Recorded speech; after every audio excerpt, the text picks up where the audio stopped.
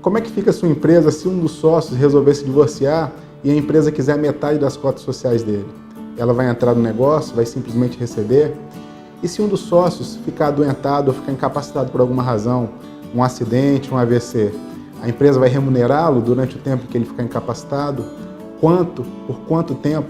E se esse sócio vier a falecer, o que acontece? Os herdeiros vão poder entrar na atividade mesmo sem conhecer nada do negócio?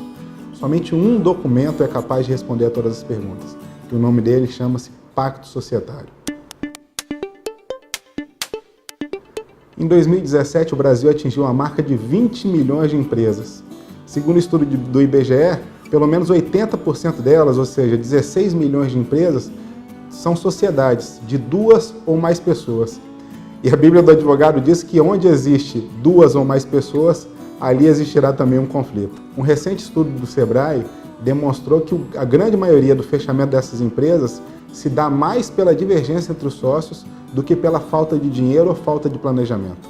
É muito comum os negócios sequer decolarem ou muitos deles ruírem, mesmo depois de relativo sucesso, em razão de conflitos entre os sócios, em razão de tempo, de divergências e do desgaste da tomada de decisões ao longo de vários anos de convivência. Justamente em razão disso que a gente precisa voltar às questões iniciais apontadas nesse vídeo. Imagina a situação de um sócio precisar se divorciar. Essa esposa, em tese, poderia ter direito à metade das cotas sociais dele. A empresa vai fazer o que com isso? Vai permitir que essa esposa entre no negócio? Vai remunerá-la? Se esse sócio sofre um AVC ou sofre qualquer acidente que deixe incapacitado por tempo determinado ou tempo indeterminado, a empresa vai remunerar esse sócio, os familiares dele? Quanto? Por quanto tempo? Se esse sócio vier a falecer, esses herdeiros vão ingressar na sociedade? E se esses herdeiros não entenderem nada da sociedade? E se esses herdeiros não se relacionarem bem com os demais sócios? Todas essas questões precisam ser previstas no Pacto Social. É preciso também imaginar questões corriqueiras e da rotina do negócio. Qual dos sócios tem a capacidade e o poder para fazer investimento? Os investimentos sempre vão depender da decisão da maioria ou de todos os sócios. A maioria dos contratos sociais cometem o erro de colocar cotas iguais e idênticas para todos os sócios. Quando a sociedade é de 2, por exemplo, quando um não quer, 2 não brigam ou 2 não investem. Quando e como eu vou poder investir e sem precisar consultar o meu sócio para reparo simples? Quais desses sócios vão ter férias? Vai existir uma jornada mínima de trabalho para esses sócios? Observe que essas questões e pormenores não são passíveis de serem previstas num simples contrato social. Apesar de previsíveis, elas não costumam conter nesse documento registrado na junta comercial. É por isso que a ausência de regras claras, muito bem definidas, levam ao desgaste da sociedade e levam à discordância entre os sócios. E quando não há regras claras definidas e quando há discordância entre os sócios, as questões costumam ser judicializadas em ações caras, longas e imprevisíveis. É fato que, por mais bem preparado que o juiz da causa esteja, ele é uma pessoa estranha ali ao negócio. Dificilmente essa decisão vai ser adequada ou, no mínimo, vai ser muito inadequada para uma das partes. A grande maioria das vezes que se judicializa conflito entre sócios, ele acaba gerando o próprio fim da sociedade, o próprio fim do negócio.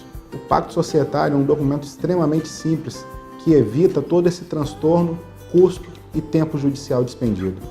O Pacto Societário, portanto, é um contrato, é um manual com regras claras dizendo como os sócios vão se submeter e vão se orientar sobre questões presentes e futuras na sociedade. O documento vai funcionar como uma bússola jurídica para orientar todos esses sócios a fim de evitar brigas judiciais intermináveis, além de acabar aprimorando uma cultura de gestão dentro da empresa.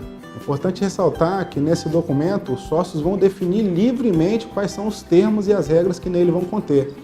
Quando elaborado por um advogado experiente, esse documento sequer precisa ser registrado em junta comercial ou ser registrado em cartório, tendo plena validade jurídica. É também importante salientar que esse tipo de documento vale para qualquer tipo de negócio e qualquer tamanho de sociedade, especialmente para os micro e pequenos empresários.